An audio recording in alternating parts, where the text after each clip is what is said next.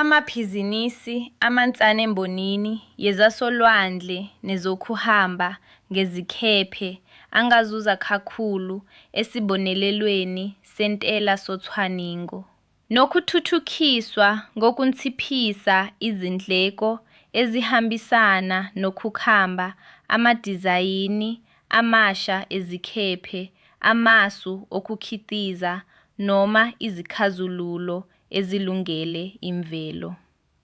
Lesi sibonelelo sinciphisa ngokuqondile isikweletu sawo sentela ophikweni lwezokuqoqwa kwentela eNingizimu Afrika, kukhulule imali yokuthuthuka okuqhubekayo.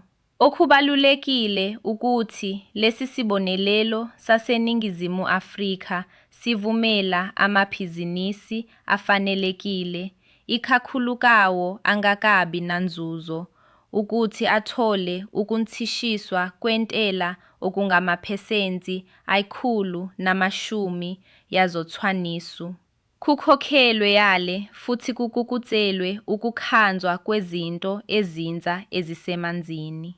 Ukuze uthole olwezo olwengeziwe, thintana nomeleli wangakini wakwaSwanson Reed.